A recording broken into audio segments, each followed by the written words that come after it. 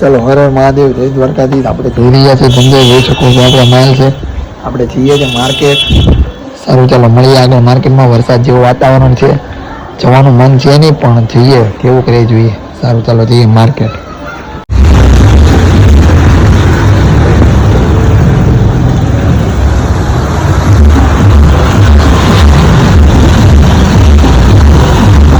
अब आ गई थी बारिश, हम रुक गए थे हमारे दोस्त की दुकान पर। देख सकते हो अपने दोस्त से जो काम कर रहे हैं। अभी आज आ गया था बारिश, अब हम जा रहे हैं घूमने के लिए दोनों।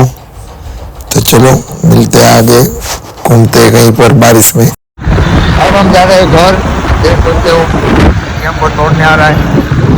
अभी हमें पूरा गांव से जा रहे घर। बढ़िया मौसम है, बारिश बारिश का। जाना तो था घूमने ही, पर क्या करें आ गई बारिश।